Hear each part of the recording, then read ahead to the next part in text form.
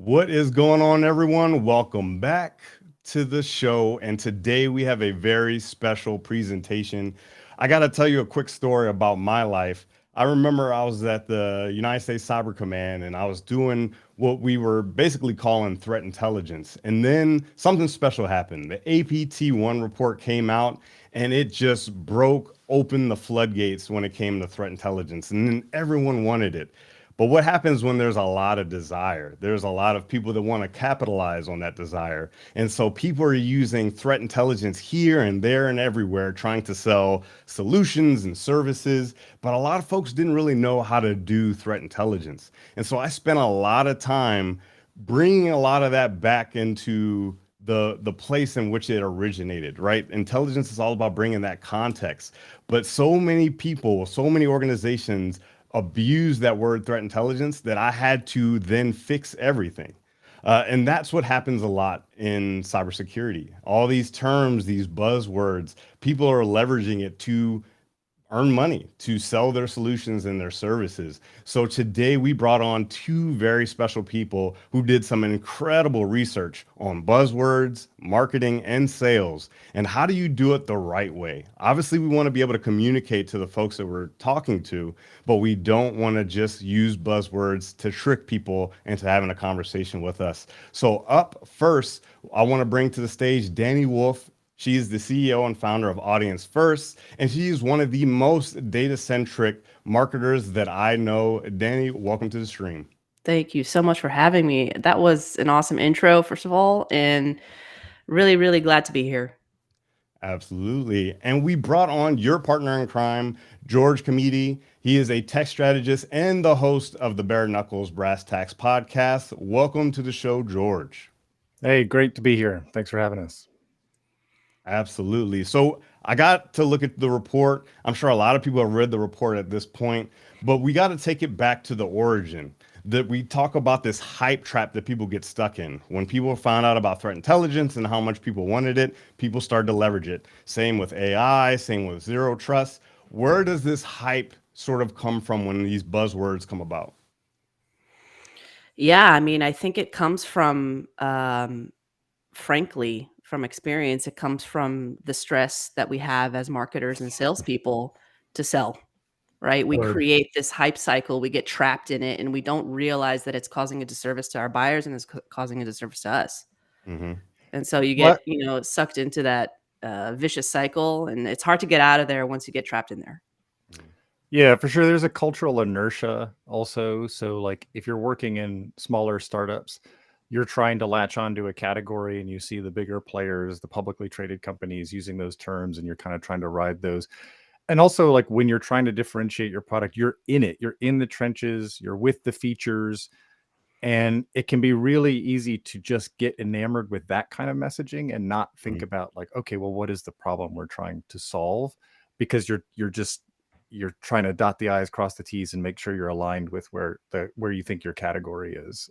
So I think it's easy to dunk on buzzwords, but Hmm. it's really easy to fall into it, and it's really hard to see that inertia and pull yourself out of the stream. Absolutely. Before we bring up some of the reports, so you can walk us through some of your findings. Where did this come from? Where did this inspiration to really? Because I know you've done this for a while, Dani, going to the different trade shows, seeing what people are doing. Like and then how did you two bring this together as a co-research thing? Yeah, that's a great question. Actually, this was inspired by Joseph Carson over at Delinea, who was on my podcast about a year and a half, I think almost 2 years ago, and he said that yeah, when I go to conferences, how do I evaluate vendors? I basically have a buzzword bingo card, and I Hmm. thought that was really cool. I was like, I didn't Right. hear that ever before. I didn't know that folks actually did that, and so I told myself, okay, well, what if I put myself in his shoes? Let me put myself in the shoes of the buyer. And I was at Black Hat last year. I was like, okay, well, I'm going to go through this. And then, from the lens of the marketer, it was a completely different experience. I wasn't evaluating solutions. I was looking at how were vendors presenting their solutions, what kinds of messages were they using, what kind of campaigns were they trying to promote at the event physically. And I saw a lot of flaws there. I saw a lot of disconnect between what buyers were telling me on the podcast, vendors were actually saying and actually how they were behaving at events. And I was like, okay, I need to create a mini report. The first mini report to actually kind of show those gaps was at Black Hat last year. And then I said, okay, I need to do this like full scale, like I have to get the whole floor. I really wanted to get the whole floor. And I was like, I can't do this alone. RSA is way too big for me to snap photos and manually like process all the data. I was like, okay, let's talk to a partner in crime. George and George have their podcast, which is very aligned to what what I'm doing as well. And I was like, it just fit naturally. I asked him if he wanted to help me out, capture all the data, and then create a report, kind of distill all that insight. And he's been instrumental in taking it next level. We also, surveyed buyers as well to actually get more data from the floor, right, and show that gap. And I'll let George add some color there too. Yeah, I mean, I read Danny's Black Hat report and was really into it. And I thought from our conversations on Bare Knuckles and Brass Tacks, which, so we alternate talking to salespeople and CISOs, I was like, well, we need that other point of view, and we got to correlate, like, what, because I think in the industry, it's felt like the last 2 years, there's just growing divergence, like the hype train is accelerating in one direction and the sort of buyer fatigue is going in a different direction. And I mean, that frankly doesn't make us any safer. And also, Danny and I have been on the vendor side. It doesn't help us sell any better. So, yeah, we just wanted to really, really explore that gap. Yeah, let's bring up the report now, because what I'm seeing is it's almost like a conference paradox. It seems like everyone wants to be different and stand out, but in doing that, sometimes we end up sounding very similar. And so let's go through some of the major key findings of your report. Yeah, for sure. Cool. Yeah. So we actually were able to capture data from 353 booths. We thought we got all 600 plus, but it was actually 353, which was a good sample size, 57% of the expo floor. And we saw that the top 10 most used buzzwords were data, cloud, protect, obviously AI, cyber in and of itself, threat, zero or zero trust, automated API, and visibility. And we actually got some, I wouldn't say pushback, but some folks saying, well, I mean, data and cloud's not really a buzzword, but in fact, we actually thought the use of cloud and data in the context of some of the primary and secondary messages lacked clarity and context, and so that's why we marked it as a buzzword. And actually, in fact, I've been on some panels with some CISOs who actually said, because of the ever changing field of cloud security, for example, they get confused as to what some of the cloud security terms are, or what cloud security actually means. And so that's what we meant by using words like data and cloud, for example. And so what would be a scenario in which someone uses cyber as just a buzzword, but not really adding any context to the message itself? George, you want to take that? Yeah. So when you think about the context, and you think about, and which we'll get into, what people are trying to solve for, if you just throw out these words, and usually they're with some sort of like maximalist messaging, like, and that's in the report too. You'll see things like all cyber risks solved, or prevent the unpreventable, or, and it's like, that is really good for the 3-second span as you're scanning the RSA floor. But ultimately, it's sort of vacuous. It doesn't really mean anything. And so there's a lot of use for cloud, data, and cyber in that, because they're just kind of slapping it into these things that don't contextualize what it is you're doing for like a business outcome. Right.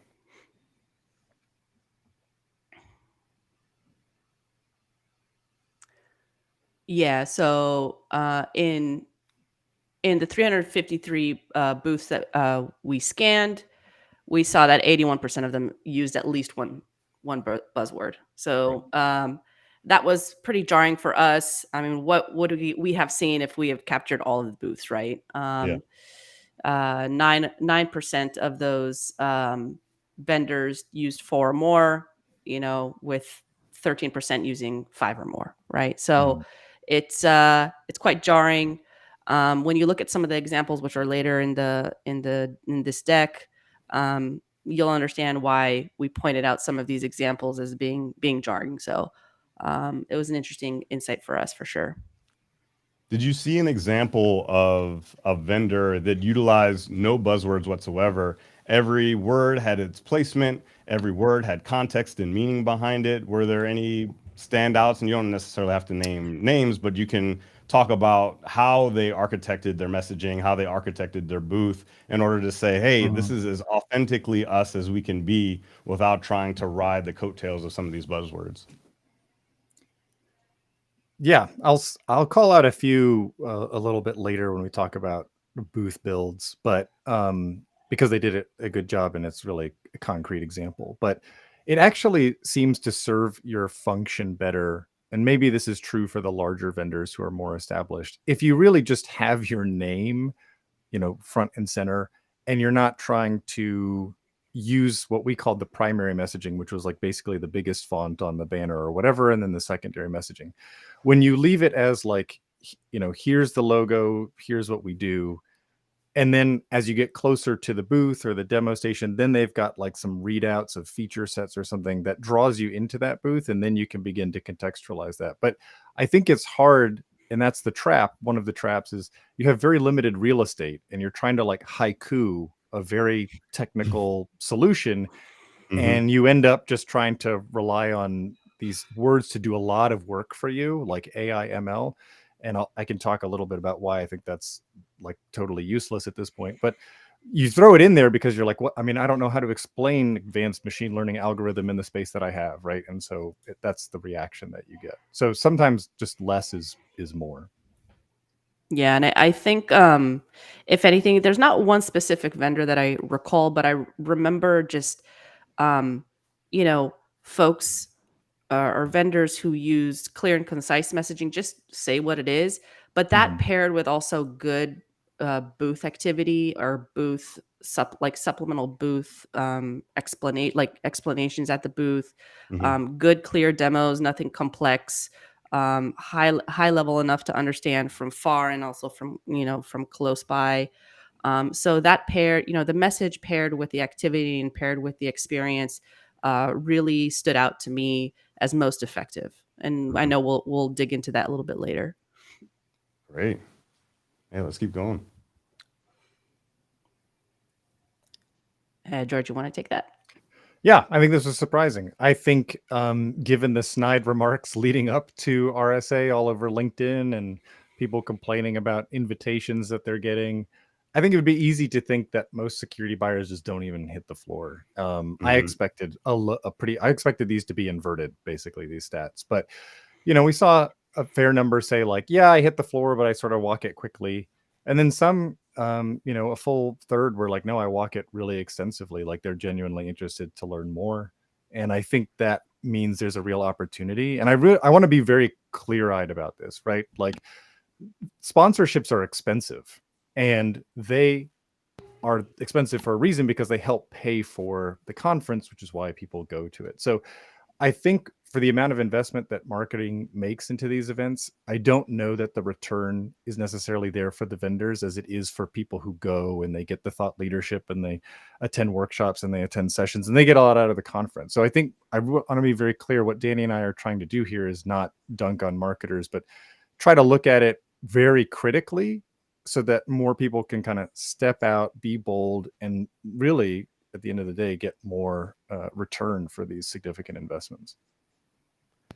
What would increase that number, that 66% up to closer to 100%? What might entice buyers to want to walk the expo floor more? Oh, yeah. Where do we start? Again, a lot of this is in the report, but just to highlight some of the feedback, it's just stop being so pushy and salesy on the floor. Understand who I am, or treat me like a human, really, and not a badge scan. Provide, thoughtful experiences in that I can take insight back to my job, right? Teach me something I didn't know, or if I knew it, just, be clear as to what you're trying to explain. Um, there was a great piece of insight that we found in the report was that it's hard for people to communicate on the floor. Like there's Yeah. high noise, like you can't Right. even hear anything. And like, how do we actually have a conversation? And so maybe creating, experiences that allow people to lower the noise level and have thoughtful conversations can really up the number of buyers actually coming to walk the expo floor. Because I know, based on my experience back at Black Hat when I did the buzzword analysis and messaging analysis, a lot of the buyers loved going to Innovation City, loved taking a look at the new tech coming out, but it's just so hard to, consume information there because it's so loud and it's so, Mm. but hustling and bustling over there. So what can we do to alter that experience for a better user experience at the conference? Yeah, Chris, your question is essentially the central purpose of the entire report, which Yeah. so I think it draws in not just the messaging, but it's like once you get there, as Danny said, what is that experience?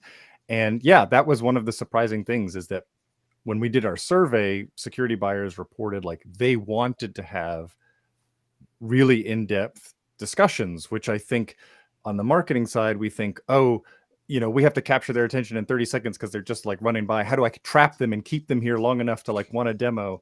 Right. So that's sort of like working at cross purposes. So to improve that, I think it really requires like a cultural sea change in how we approach these events. And we'll get into this, I think, a little bit later because I don't want to give it all away here. But I think it's not just the messaging. It's kind of the whole booth training, the way you rotate your teams through the booth, the way you approach people. It's the whole shebang.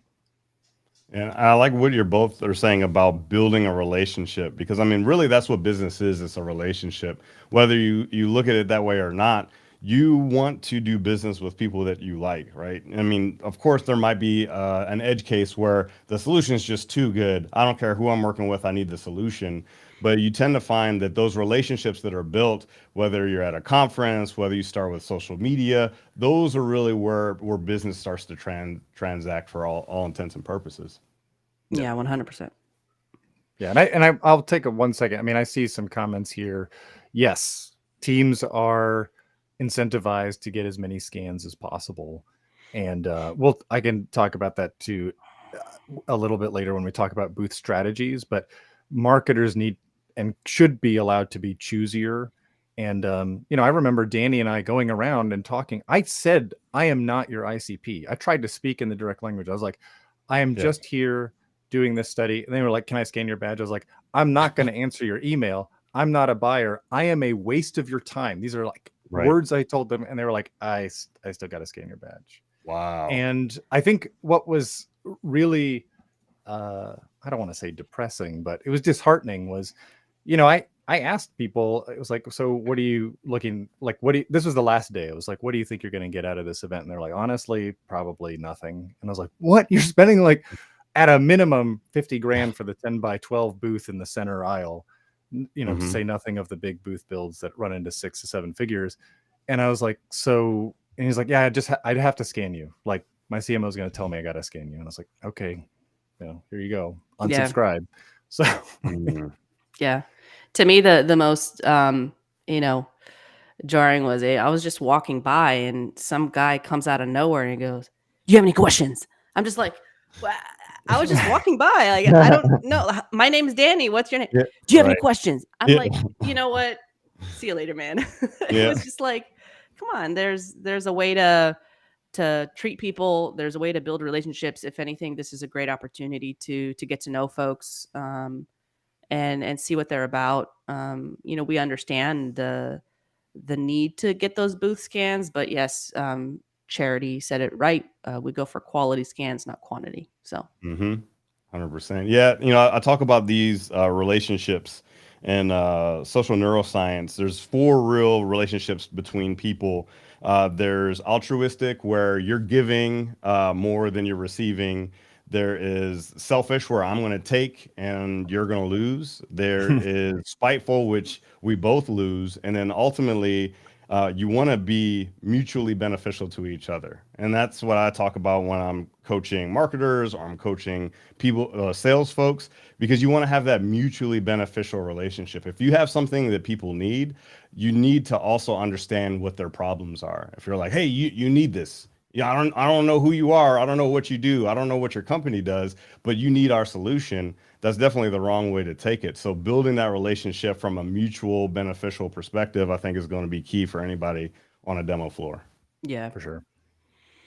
And this was an interesting insight. Obviously, I didn't expect anything else apart from that 8. I don't know who said that they think that buzzwords are very helpful, but maybe that wasn't unclear. Somebody wasn't clear there. But Right. I mean, average score was 1.8, right? Mm-hmm. Folks find it painfully annoying. And not helpful in their search for new solutions, right? And especially now's the time to make that shift. You know, we're Yeah. we're in Q3, people are looking for new solutions for 2024, and so this is a good opportunity to take some of this data and maybe flip your strategies and tactics on their head if they're not working. So For sure. all right. This is it. Yeah. This is the juice. You This know, is the so juice. Yeah. we talked about getting, you know, trapped in the buzzwords because you're stuck in the feature set. You know, product team Mhm. is really excited. We just came out with this thing. We're going to make a big announcement at RSA. Cool. And like hype train and train the booth staff. Like, this is the thing to say, you know, right? And then you look at this graph and it's like, what do they want to know? What is the business outcome?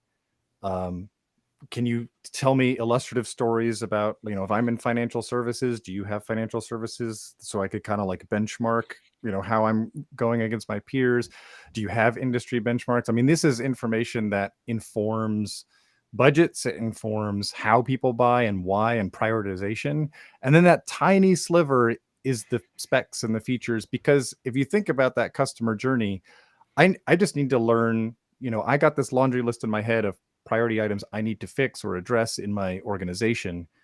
Do you map to that? Okay, yes, maybe no. Or then after you get that relationship, they're like, okay, now I need to know how it works, you know, and ideally that's the conversation that's coming after RSA or Black Hat, like after you've built that relationship. And so, you know, I think the way we train teams is usually almost the inverse of this, where it's just like, come out of the gate with the features and make sure it stands out against the person next door or, you know, whoever other competitor is going to be there on the floor.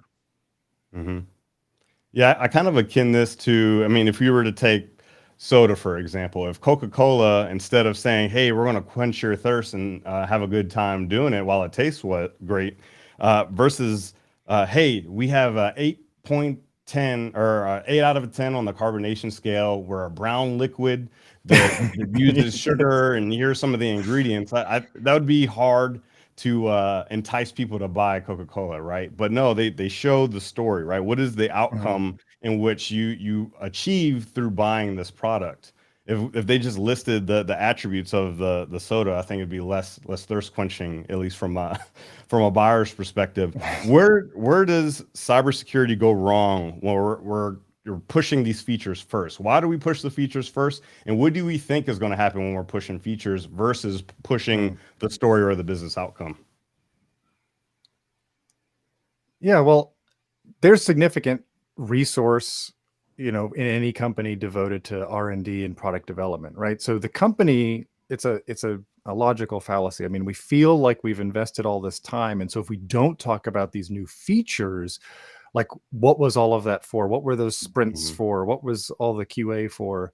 When really we can internalize that on the vendor side, but we really need to always be mapping it to like, what is the outcome that it helps a buyer achieve, right? Is it a faster time to detection? Does it, you know, like, and like, what do they get out of that? Oh, well, they, you know, they can save time, they can reallocate SOC resources instead of triage. I don't know. You have to really do that customer research. You have to talk to your existing customers. And I think it's just easy because we're tech forward, because we're in the tech and we're not sitting where Dani frequently sits, which is on the side of the customer, and like, why did they buy the tech in the first place? Because, and I guess now's the time. So the reason I think AI ML is so banal now, even though everyone wants to bolt it on or talk about it, is because if you talk to most CISOs, machine learning is like table stakes. There's like first of all, it's been around for at least 20 years in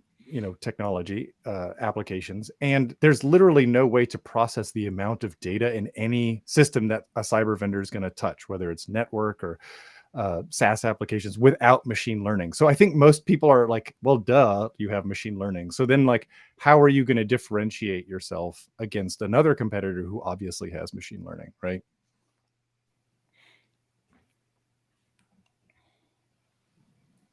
Oh, this is one of my favorite slides. Yeah, walk us through it. I always love a good example. And I'm sorry to anybody who we're calling out here. We didn't call out vendor names, but if this is your top line message at the event, I'm sorry. But it stood out because in the 60 plus interviews I've had with cybersecurity buyers, two things irk them: lack of context and using absolute terms and over promises, right? Again, be clear about what you do. And I understand that there's a need to be kind of witty with your message at events to maybe lure some folks in. That's fine, but you have to back it up, right? With a good explanation, with context, with folks that know what they're talking about, and it doesn't matter who they're working for within the departments, right? Marketing, sales, customer success, sales engineers, whatever.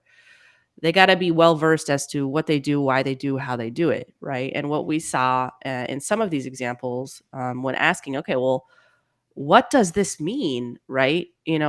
Folks in the booth didn't know how to explain what it means. I go, no, just I don't want to see your tool. Just tell me in like a few sentences what it is that you do. No, come take a look at my tool, but I don't have time to take a look at your tool, and I don't want to look at your tool. So,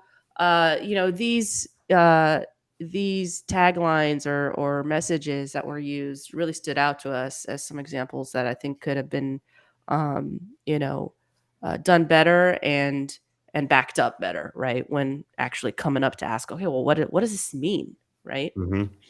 Yeah, I mean, literally, like, what does pre-zero mean? We already know that zero trust is like the most hated term, and then we're gonna double down, and we are like Minority Report style tech that like attacks your adversaries. Before I don't even know what it means. It drives me crazy.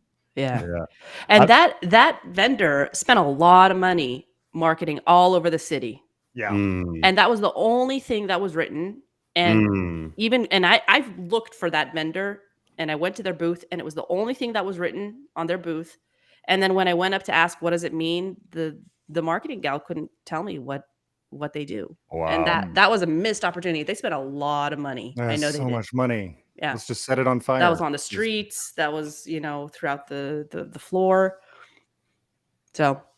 Yeah, I'd love to see you all do either a post or even a video where you take some of these messages, and maybe you could change the words around a little bit to, not really call out exactly who it is, but then deconstruct it and rebuild it in a way that you think would resonate better for everybody. I think that'd be a pretty cool thing to see. Yeah.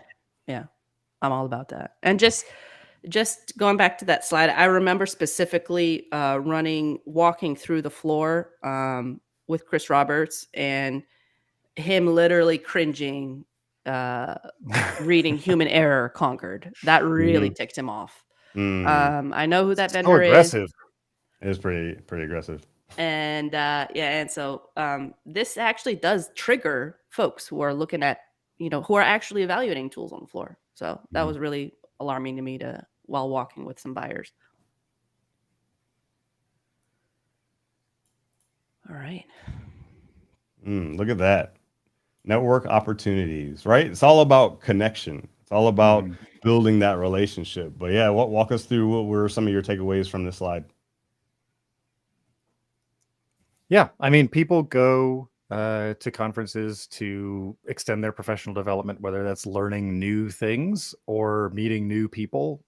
It could be mentors, it could be executive sponsors, it could just be peers. Maybe you work remotely and you don't have a local community that's really strong. I was surprised that even in the offsite things, like people listed panel discussions, and I was like, y'all are boring. But they they really did want to learn. I mean, they're being paid by their company to go, and they really have to show something when they come back. They can't be like, I got a whole bunch of swag for my kids. Thanks for Right. spending the airfare. And so I don't know that you have to overthink it, but like a good example of what I saw was some of the bigger booths had either their evangelists or their chief security officers or their innovation officers. They had predetermined speaking spots. So one, it's a lure to the booth, but also it was like a chance to actually learn firsthand from some of the people. And then, you could shake hands afterwards and meet them. I mean, I see Charity writes on, I got to meet her. I specifically went to the Recorded Future booth because I knew she was speaking. And I think that's a really great way to draw people in and like begin to build those relationships. Absolutely. Actually, for Huntress, John Hammond and I, we're going to be doing something very similar at the Huntress booth this year at Black Hat. So we're looking forward to meeting a bunch of folks there. But I mean, honestly, and I hope I'm not putting the cart before the horse in terms of this session, but it almost seems like rather than trying to convey all of your features and your functions and your product, it almost seems like the focus should be building those relationships. Bring people to the booth to have a conversation, learn more, even leverage it as market research. Really have a conversation with the people that you're talking to. Ask them questions about them, try to figure out their pain points, and put that in your back pocket. Even if you got zero leads, but you're able to talk to 200 people and understand their problems more, you couldn't do better than that. People pay thousands of dollars for those type of surveys. So if you could almost do like a 2-for-1 type of deal when you're doing this stuff, I think that would be cool. You bring up a really great point. And I think when you talk about those booth strategies, you can approach it with that intentionality. If you're a giant company that's got the huge booth and multiple demo screens, I mean, that's one thing. You're there to try and gin up business. Whereas if you're the startups and the 10x10s or the 10x12s and you don't have a lot of room, I mean, that is, I mean, if you're especially a remote first startup, like that is incredible market research, and you have to approach it with that mindset. I also think you should, if we get away from the MQLs and the scans, if you can also teach your teams to just qualify out fast. Like, hey, if it's a student or a consultant, it's like, hey, cool, thanks for coming by. This is what we do. And like teach them how to get out of that conversation faster. You don't need to scan them. It's not worth your time. They're there for the t-shirt, get the t-shirt, move on, like, and really have targeted discussions. Yes, let's talk a little bit about this building of this relationship with folks. Speaking from a place of authenticity, not trying to leverage those buzzwords. Can folks start to do or think about as they go into places like Black Hat, as they start to construct their booths? Obviously, some things are probably in flight already, so they can't change too much at this point. But what should people start to think about when it comes to being authentic? Speaking in normal terms for people to understand, but also how do you build that relationship with the community? Yeah, I mean, first of all, I always say this to folks. If you're not genuinely curious, you're going to have a hard time building an authentic relationship. You have to want to get to know a person. And then that's going to lead you to kind of digging into the right questions to ask folks, and which will open the door for you, right? I always say lead with some vulnerability. I always want to know more, right? Because of that curiosity. And so I go in asking for feedback. How can I learn more? What can I do better? I want to collaborate with folks too. And so, hey, can you give me a little bit of time to hear what I'm about and give me feedback on how I can improve. And that always works for me because, again, I'm leading with some vulnerability. I'm being true and honest about what my intentions are. I'm not trying to sell. And so, and saying that, I literally want to get to know you better. And that, fortunately has allowed me to build a business, right? Getting to know people better. And believe it or not, folks in the security industry, buyers, practitioners, they do want to help. They do want to share their experiences because they need help themselves. And so when you're leading with that, I think it's a nice card to use long term. Yeah. And I think operationally and tactically, Chris, this comes down to how you've designed it, right? So if you've designed the booth to be a scan machine, it's going to be a scan machine, right? Right. If you have trained your team, and there are people who do this on active listening instead of maybe objection handling, then it means you've approached the conversation with like, how am I going to learn from everyone who steps in front of me? When you do the objection handling, you've sort of taught people, you've primed the pump that everyone's in there to buy something, right? So like, Right. if they say this thing, you got to go here because assume they want to buy. I don't know that that's a safe assumption. And so tactically, it also means, how are you rotating your teams? I think somebody commented here, most of those people, it gets hard because after day one, you're just like blasted, right? You've talked to like 200 people. And so if you only have 2 or 3 people there, you are really not capitalizing on the human energy that you have in the booth. And it's a finite resource. And so I've seen success where you can rotate those teams faster so that the team that was in the booth, and let's say they had like 10 substantive conversations, they can put their heads together at a table and be like, okay, I talked to this person about this. They told me to reach back out in the second quarter. You need those notes. I don't know how many people on this know, but like in the badge scanner, you can put those kinds of notes. I've gone through a lead file of like 300 and whatever scans. And if there's no notes, I mean, Right. They're all the same. Well, and then you treat them all the same, right? And then you think, well, it's okay. I have all these automated tools. I'll drop them into this post RSA sequence. I'll give them to the BDRs. I think at that stage, automation is approaching a kind of techno chauvinism where you just assume that the technology is the answer to the problem. The human interaction that you had in the booth is a human problem. And so the person who took those notes needs to be able to either own that follow-up or really communicate with the seller whose territory it is and be like, look, I talked to him about this thing.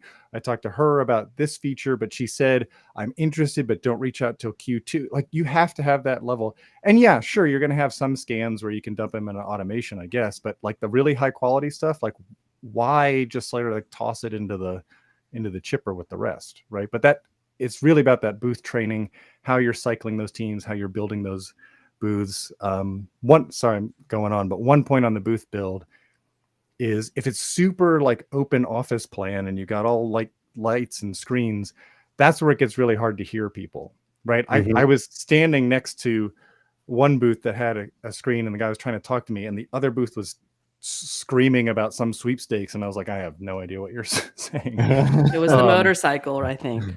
It was the motorcycle for sure, right there at the bottom of the escalator. But I wanted to give the shout out to Red Canary and Recorded Future. I thought they did a really good job. They had the booth design to draw in, hear some threat intelligence, but then they actually had like a roof and the screens, and that roof really did block out a lot of noise. You could walk through, you could have substantive questions about whatever you were seeing, and I thought that kind of was good in terms of it went against the grain in terms of like big lights and sound and stuff.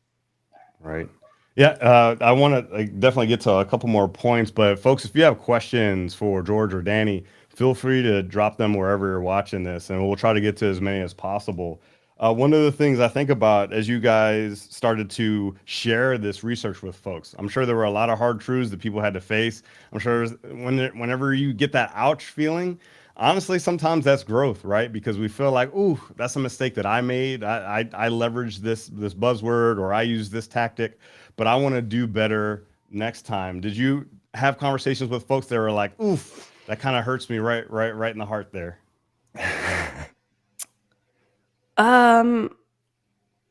Sadly, no, to be honest. Not enough, in my opinion. I feel like those who downloaded realized, yes, like, this is a big smack in the face. And I think those folks are kind of dealing with this information and processing it on their own. I got, like, I personally got some on the buyer side saying, well done, this is really good. Some on the vendor side saying, this is excellent information, thank you. But the pessimist in me, because I'm a little bit of a pessimist, is wondering, will this help? Like, will this change? Will this kind of break the status quo? My hope is yes. My hope is going to change 1%. I think 1% is a lot in this industry. And I think, we riffed on this a little bit, before our call, when we were prepping for this. I hope this will change. I don't know if it will. I hope things will change. But not enough have reached out to me and say, yeah, okay, I really need to change the way things are done. And I think it's because, a lot of the folks who are charged with, spinning up these events are have their backs against the wall, right? Yeah. It's hard, again, some buyers are telling me, if you don't show at the event, if you don't expo, you don't exist. I mean, that's a hard truth to Right. swallow. Mm-hmm. Right. You have some really good technologies out there, some startups out there that can't afford to do things at the expo. So Right. it's we're in a really tough spot, and I don't know if I have the answers, if this is the answer, but again, my hope is some are listening and changing things up and flipping it. What do you think, George? Yeah, that again, it's that cultural inertia. I mean, we can sit here and you probably have a team and you're like, this is great. This is our plan going forward. And then you get to Black Hat and you look over your shoulder and people are doing the other thing and you feel that, that peer pressure to go back in that direction.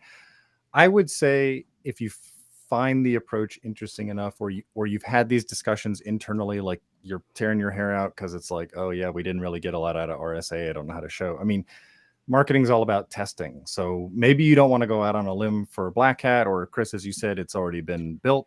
But a lot of these companies do local conferences, regional stuff.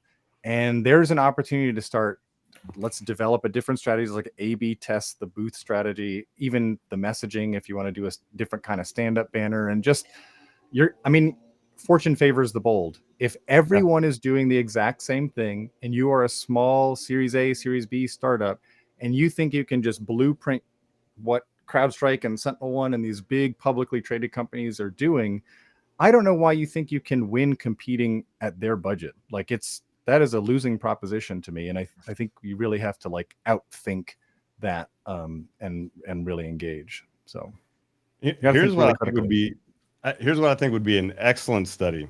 It'd be awesome if there were a few people that maybe they're listening to the stream right now. They reach out and they say, hey, I want you two to come to my booth this year, check out what we have, mark all the no-nos that we've done. And then next year, we're going to take all that feedback and we're going to do it the other way. We're going to try to build an authentic connection. We're going to use better messaging. We're going to really cut down on the buzzwords, and then ask them about the reactions from the people that came to the booth. Right? Did they have more meetings because they were more authentic and they spoke in clear English? Did they have more conversions because the people that came to the booth already knew exactly what they were looking for when they had that first conversation? And then when they had that conversation with the marketing person or the salesperson, whoever, that sales engineer behind the counter, they were genuinely interested in their problems. They were genuinely interested in them, their company. I think that if you did a study like that and show like, hey, we took these 10 folks, these folks made these changes, and this was the tangible outcome from a revenue perspective, I bet you get a lot of people that are starting to change their tune about what messaging they use at events like Black Hat and RSA. Point me in the direction to those 10 vendors, and we're going to do it. Yeah. But again, Yeah, hit them up. Drop a message on to LinkedIn on LinkedIn to either Dani or George. I'm sure they'd love to do that type of research. So if you're a marketer you're playing I also want to say we also have focused a lot on marketing here for the obvious reasons, but I don't know that buyers are necessarily off the hook, right? So I saw some conversations, I've been on the receiving end of some conversations where it feels like the buyer is asking you sort of gotcha questions. They're just kind of like drilling you, like, well, how does the AI work? How's the implementation work? What's your time? If you're asking those questions, you're incentivizing that kind of messaging and that behavior. And if you're reporting in the survey that you want to have these deeper discussions, I would encourage buyers to also approach the booths with that attitude and sort of like try to change the gravity of those interactions, because otherwise marketers are responding to what they perceive is the desire, right? Yeah. So I think that's hard. I wanted to give a shout out to one vendor that I saw doing really well, which was Tynes. They had a smaller booth in the hallway, and they had designed it in such a way as they had mostly conversations over the panel. And I overheard a buyer saying, like, I'm really interested, but I don't have, I want you to reach out in the next quarter, because that's when we're beginning to plan for this project. I thought that was a very forthright and candid conversation. Obviously I'm not on the back end. I don't know what kind of messaging, but my hope is that that information would be relayed to the outreach. So it would be like, hey, thanks for stopping by. I see here that you want to discuss in the next quarter. I'll put on my calendar to reach back. Just like acknowledge the dance. This is what we discussed. This is what you wanted. Is that right? Validate that. And then, you don't have to reach out, right? But it's that follow through from those candid conversations. And it's having those candid conversations in the first place about your budget, your timeline, and just be really upfront. And you'll probably get better results on the other side. So let's start to bring it on home. I want to get to these questions because these questions are piling up, and we also have some great news for everybody out there that's in marketing or cybersecurity about Cyber Creator Con. But let's bring it on home. The tactical stuff that people can do, the strategic stuff that people can do. How do they grow from where they are today to be better, have those conversations, build those relationships, and market and sell without the buzzwords and BS? Let's start with you, George. You need to have a really frank and collaborative discussion between marketing and sales. And sometimes they get along in an organization and sometimes they don't. But if marketing thinks they're bringing home the bacon because I spent this much and I got this many scans, and then those scans get handed off to BDRs or sales, and they're like, I only got like 2 meetings out of this because most of them were consultants and students, then you're always going to have that friction. You have to come together and be like, what is our intention with this event? Is it market feedback? Is it, and you can have a primary or a secondary goal. Come together. And if you optimize for meetings or pipeline, the way you approach those conversations and those qualifiers are going to be very different versus, if you have 2 different sets of metrics, it's highly problematic. You're always going to compete with one another. Yeah, I'm going to echo that. Having the conversation between those departments prior, aligning your KPIs, what you're expecting from there, so crucial. So crucial. It's going to make or break, I think, your event.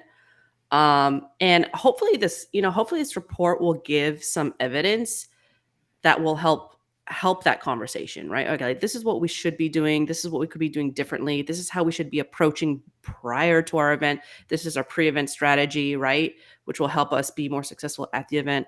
I think that's key. I think that will change up the game for sure. Fantastic.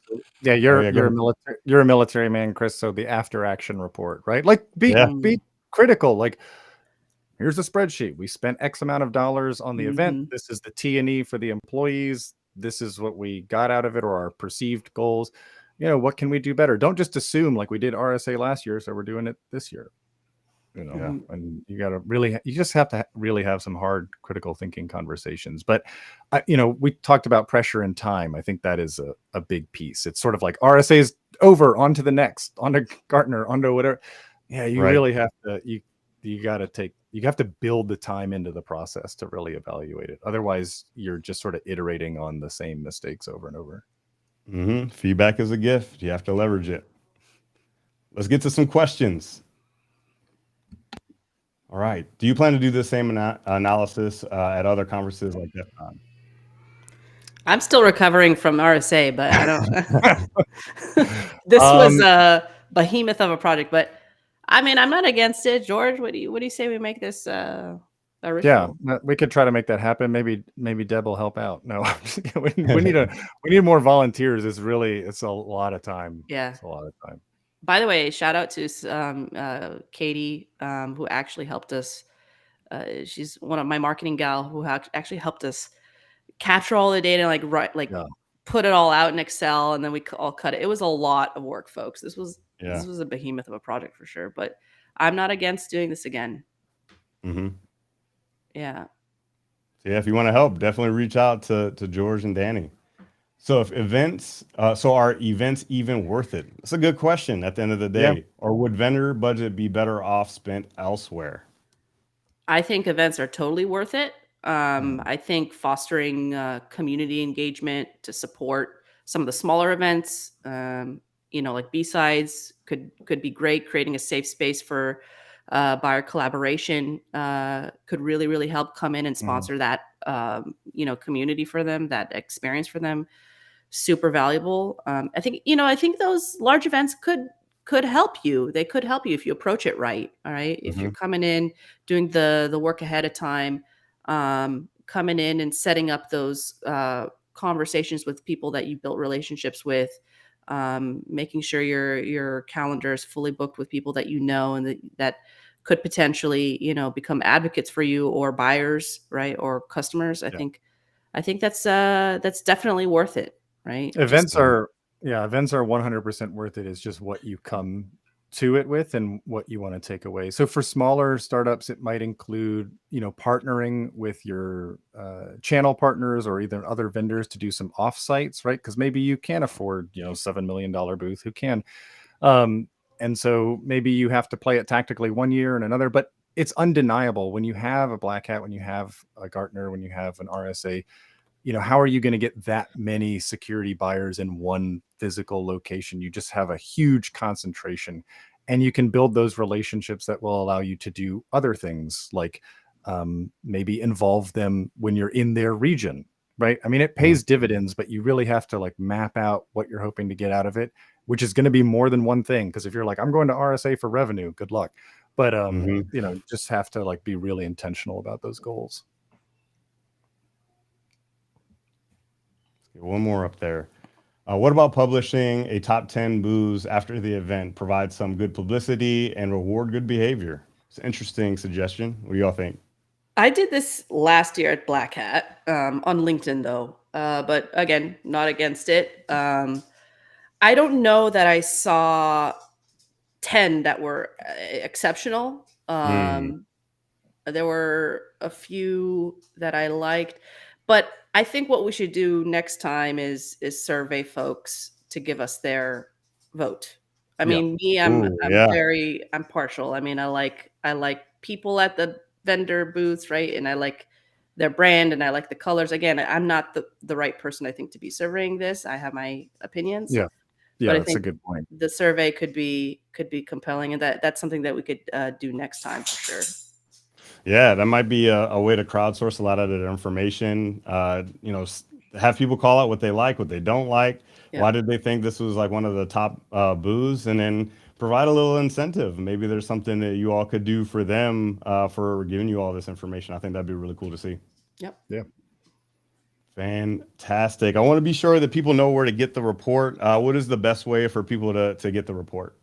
I mean, I could link it into this session here. You can go to we have people on the link, but Yeah, I could go to audiencefirst.fm. I'll bring it up to the homepage so people can find it.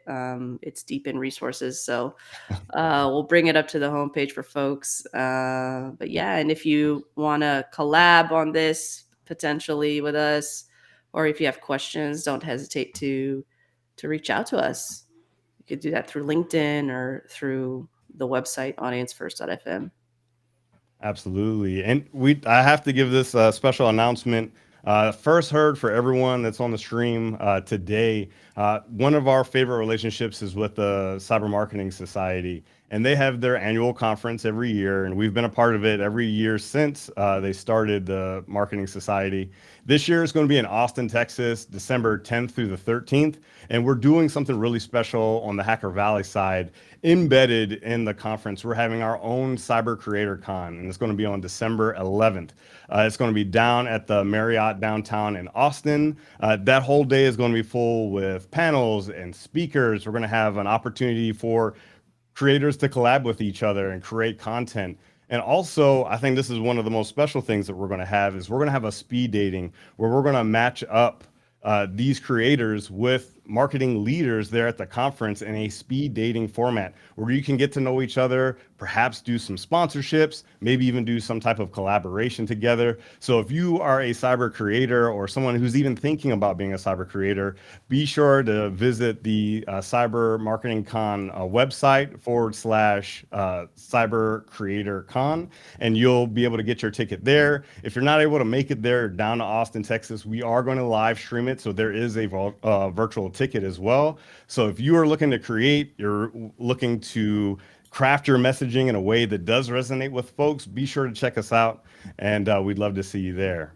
Dani and George, I just have to say thank you so much for all that you do for the community. I mean, this data first approach to marketing, I think, is something that we all need to see. I'd love to see that follow-up study where you take somebody that leveraged a bunch of buzzwords and then what that impact was after you did a little bit of massaging for that messaging. But I think everything that you're doing, everything that you continue to do is incredible for us. Thank you for taking the time out of your busy schedules to hop on the mics with us. Do you have one final word of advice or one thing that you want to say to everyone on the stream today? We'll start with you, Dani. I'd say for the marketing and sales folks, don't be discouraged. Keep on it.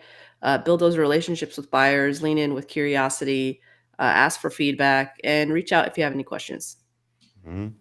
George? Yeah, be curious, be bold. That's it. That's all you need.